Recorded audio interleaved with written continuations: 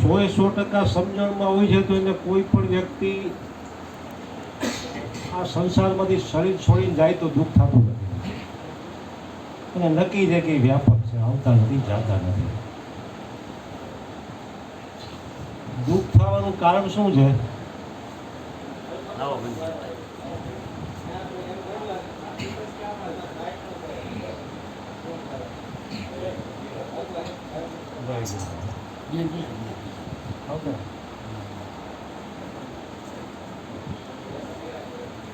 સ્વામી રામસુખદાસ એક વાણીમાં કીધું છે,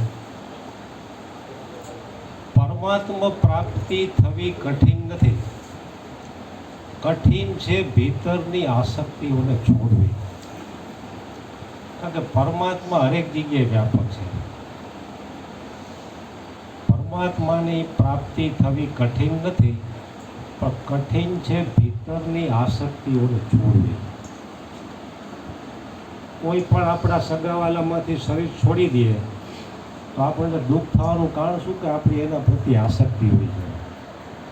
શરીર દ્વારા આપણને જે સુખ મળતું હોય છે એ મળતું બંધ થઈ જાય છે, એના કારણે આપણને દુઃખ થાય છે.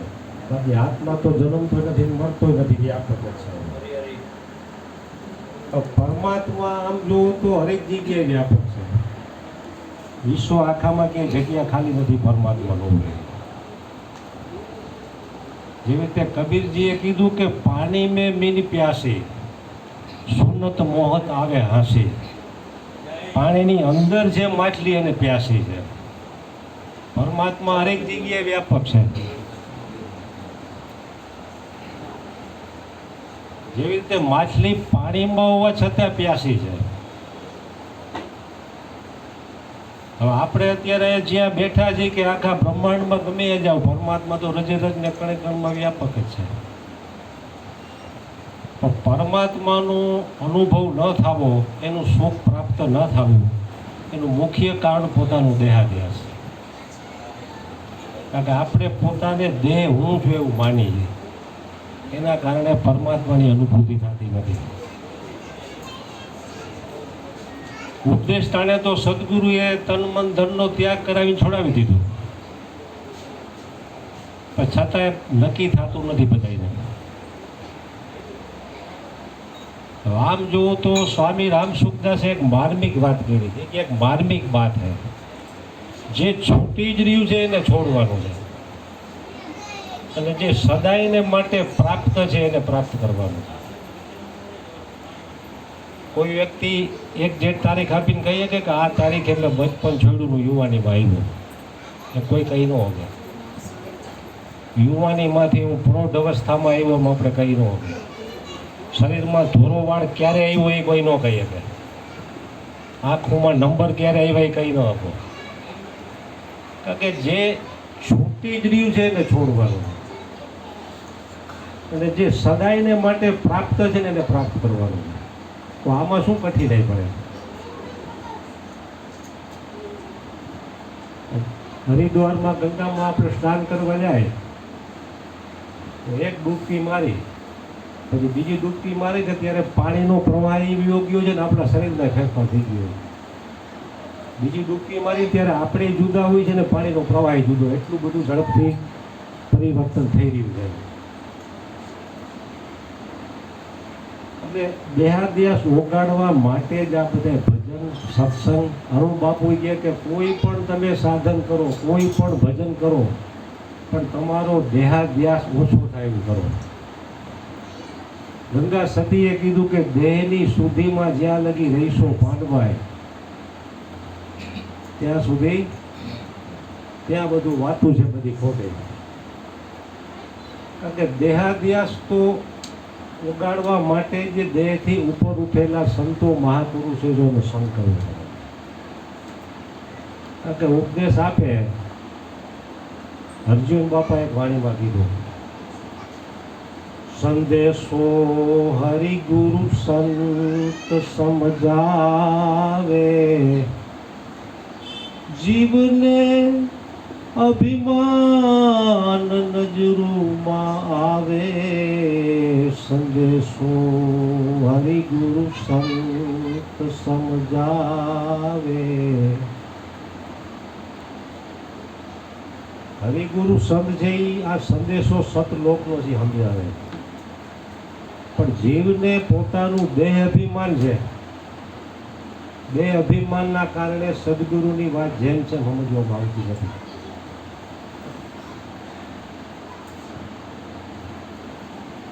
કારણ કે અભિમાન આ જીવને આદિ અનાદિથી હું દેહ છું એવું નક્કી થઈ ગયું. અને પરમાત્માની માયા એટલી બધી પ્રબળ અને બલકારી છે કે 84 લાખ યોનિમાંથી જે યોનિ મળે તેમાં એ પોતે હું જેવું નથી ગયું. ભગવાને એકવાર વાત કરેલી કે એક રાજા હતો, એનો અંગત મિત્ર એક જ્યોતિષ હતો. એનું સતત જ્યોતિષ હોય 100%. એનો રાજા એને કહે તું મારું જોઈ દે. તો કે એ રહેવા જોઈએ, જોવામાં માલ નથી. તો કે તું જોઈ જ દે મને. બહુ આગ્રહ કર્યો એટલે બતાવ્યું. એ કે અઠવાડિયા પછી તમારું મૃત્યુ છે ને તમે ભૂંડની યોની પર જાશો. રાજાને જ્યોતિષે આવું કીધું.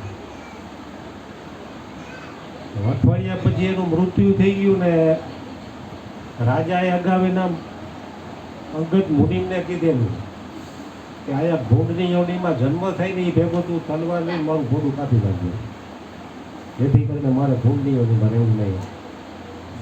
અઠવાડિયા પછી મૃત્યુ થયું અને નજીકમાં જ કોઈ ભૂંડડી હતી, એમાં એ બચ્ચા તરીકે જન્મ થયો રાજા.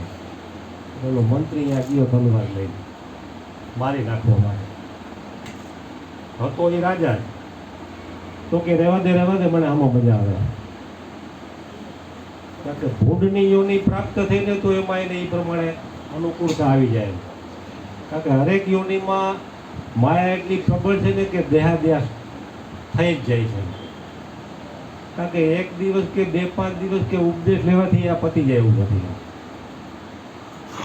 લોક વશિષ્ઠ રામાયણમાં પણ કીધું છે, મુનિ શાર્દુલ શ્રી વશિષ્ઠ જી મહારાજ કહેતે કે રામજી, આ દીર્ઘકાળના સંસ્કારો દીર્ઘકાળના અભ્યાસ વિના નષ્ટ થતા નથી.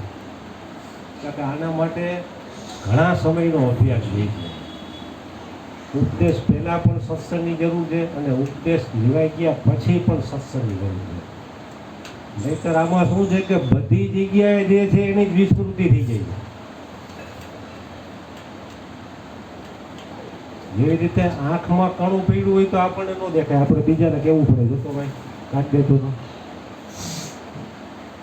પરમાત્મા હરેક જગ્યાએ જેની જીવને વિસ્મૃતિ થાય છે. જે સંતો મહાપુરુષો સતત એમાં જ ગળા ડૂબ છે, એમાં જ રમણ કરે છે, એમાં જ જેની આત્મનિષ્ઠા બંધાઈ ગઈ છે, એવા મહાપુરુષોનો સંગ એટલા માટે જરૂરી કીધો. કબીરા દર્શન સંતન કે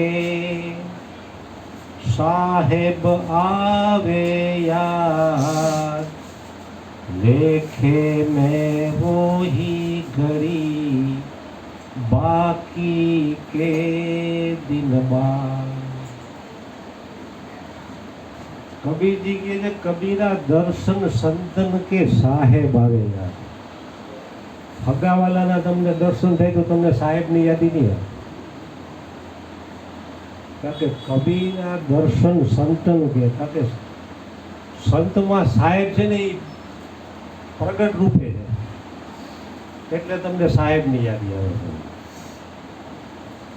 મન મેરો પંછી ભયો, ઉડન લાગ્યો આકાશ, સ્વર્ગ લોક ખાલી પડ્યો, સાહેબ સંતન કે પાસ. કારણ કે સાહેબ છે ને એ સંતમાં છે.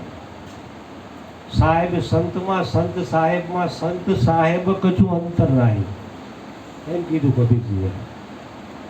કબીરા દર્શન સંતન કે સાહેબ આવે. સાહેબ એટલે કે તમારી તમને યાદી થાય. તમને ઉપદેશ ટાણે જે નક્કી કરાવવામાં આવ્યા છે એની યાદી થાવી, એ જ સાહેબની યાદી. લેખે મેં વોહી ઘડી. સાહેબની એટલે કે તમારા સ્વસ્વરૂપની તમને યાદી થઈ, એ જ તમારી લેખે મેં એ જ સાચી ઘડી એમ. બાકી કે દિન બાર સંસારમાં તો ઘણા વર્ષ 25-50 વર્ષ 100 વર્ષનું આયુષ્ય હોય તો એ બાકીનું બધું તમારું વ્યર્થ ગયું. ભગવાને કીધું તમારા કલ્યાણ માટે આપણે ભેગા થયા છીએ. પોતાનું કલ્યાણ સદગુરુ મહારાજે તમને જે નક્કી કરાવ્યા છે એમાં તમારે દઢ નિષ્ઠા રાખવી ને એ બનીને રહેવું, એમાં જ પોતાનું કલ્યાણ છે. અને આ મનુષ્ય જન્મમાં જ સંભવ છે. બીજા કોઈ કૂતરા બિલાડા કે બીજા કોઈ ભજન ન કરી શકે. આ 72 અવતાર થયા એમાં હરેક સંપ્રદાયોમાં અનેક મહાપુરુષો થયા. આટલા બધા સંતો, આટલા શાસ્ત્રો, આટલા સત્સંગ, મહાપુરુષોના અનુભવની વાણીના એટલા પુસ્તકો બહાર પડ્યા છે. એ એક ફક્ત ને ફક્ત મનુષ્યને સમજાવવા માટે થયા.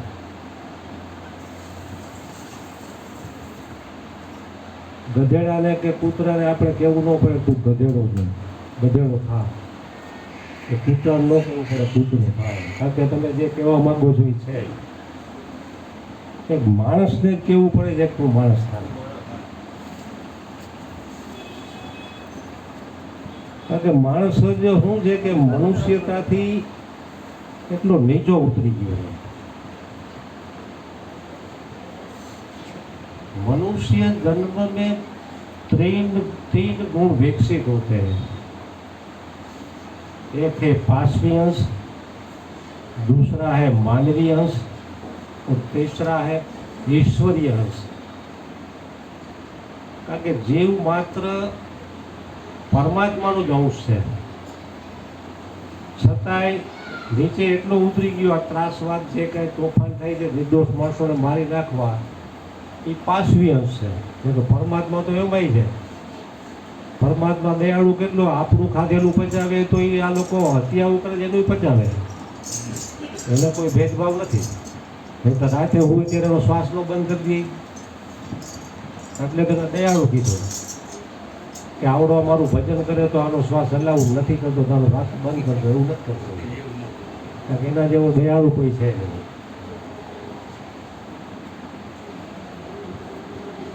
પાશવી અંશમાંથી ધીરે ધીરે એ જો ભજન સત્સંગની લાઈન તરફ વળે ને એની કાંઈ પુણ્ય હોય ને તો એ માનવી અંશમાં આવે. આપણે જેટલા લોકો સદગુરુના ચરણે ગયા છે બધાને ખબર છે કે અર્જુન બાપાએ પહેલા આપણને માણા બનાવ્યા. તો આપણને સારું એમ થાય કે આપણે તો માણા છીએ જ, કેમ પાછા બીજી વાર માણા બનાવે. કારણ કે 5 શીલનું પાલન જે બતાવ્યું, દારૂ, જુગાર, પરસ્ત્રી ગમન, માંસ મટન, ચોરી, એ 5 શીલનું પાલન કરે એટલે જ મનુષ્ય કહેવામાં આવે છે. એ માણસ બને પછી તેને પરમાત્માની પ્રાપ્તિ થાય. અને સદગુરુના ચરણે ગયા પછી ઉપદેશ આપી દીધા પછી એને બતાવ્યા એ માર્ગ ઉપર ચાલવું પડે. ખાલી ઉપદેશ લઈ લીધો એટલે પતિ નથી જતું.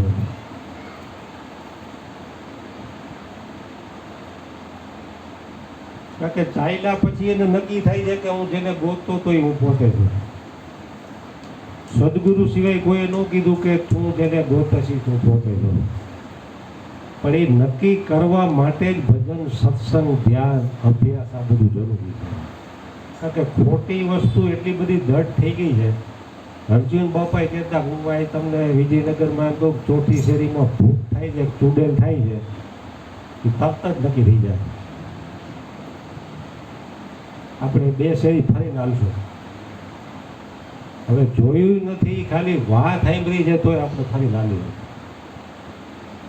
ચૂડેલ થાય છે, મામો થાય છે, ભૂત થાય છે એવું ખાલી કહે ને એટલે આપણે ખાલી વાત સાંભળવાથી 4 શેરી ફરીને હાલી. એ તરત નક્કી થઈ જાય. ખોટું છે એ તરત નક્કી થઈ જાય છે. કારણ કે એની બહુમતી જાજી છે.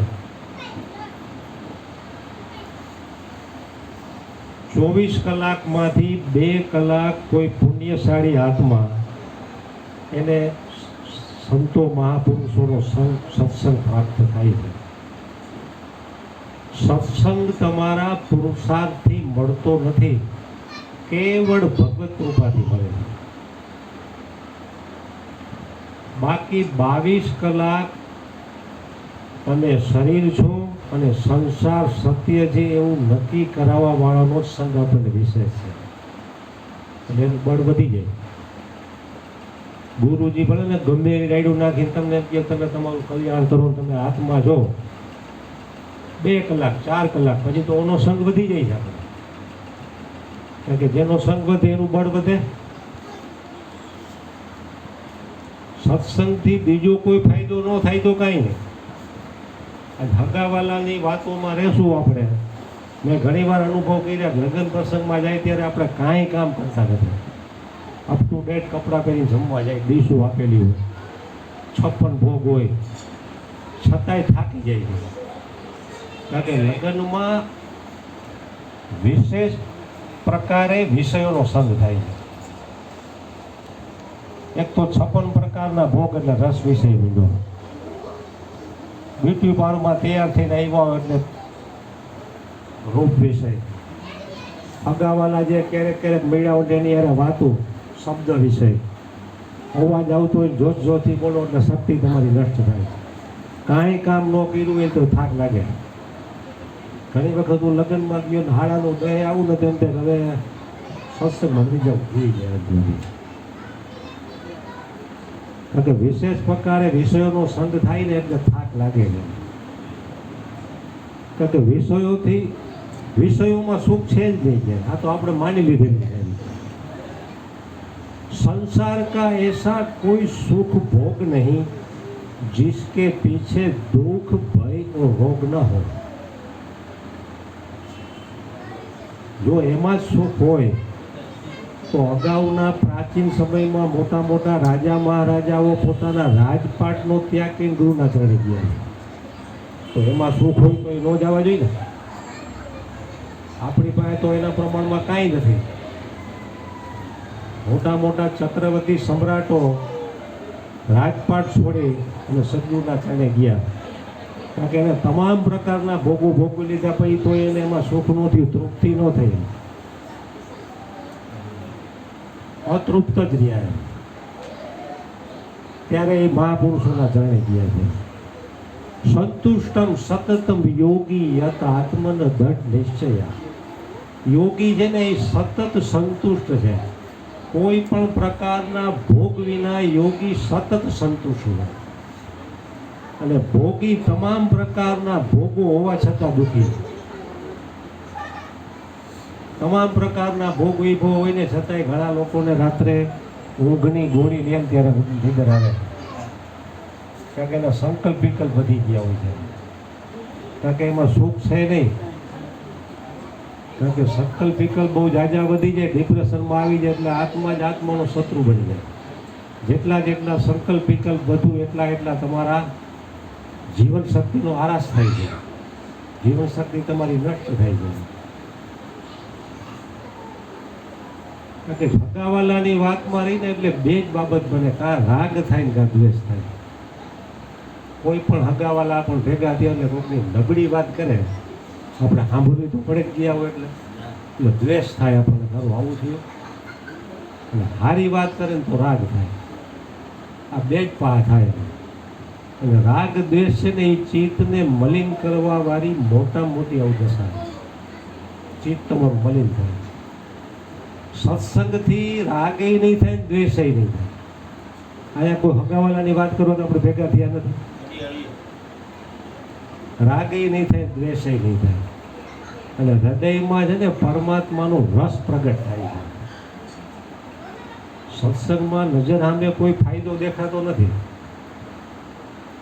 ધંધો બંધ કરીને આવ્યા તેમ થાય કે 2000ની નુકસાની ગઈ એવું આપણને લૌકિક દ્રષ્ટિએ દેખાય. પણ આમાં જે ફાયદો છે ને એવો એકમાં ફાયદો થયા દેખાતો નથી છતાં ફાયદો. કારણ કે સત્સંગમાં તમે જાવ એટલે કુસંગથી બચો એ મોટો ફાયદો. ઘણી વખત ઘણા માણસ ધંધો કરતા હોય, મંદી હોય, કોરોનામાં બધાએ શું જોયું તો ભાઈ નફો ન કરી તો કાંઈ નહીં, નુકસાન ન થાય તો એ મોટો નફો છે.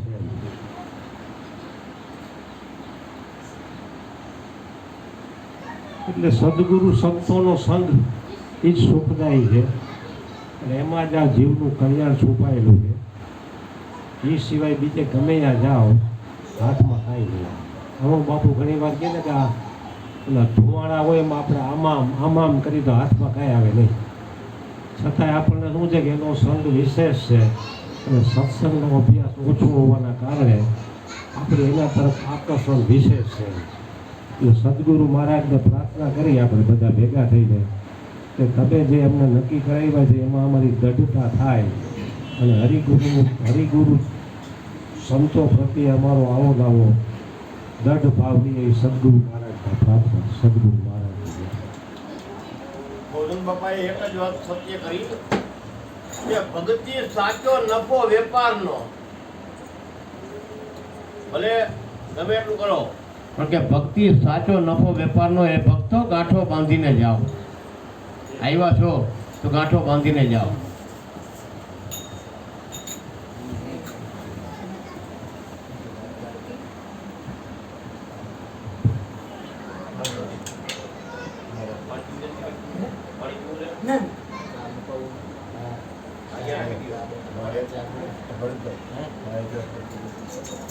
બરોબર છે.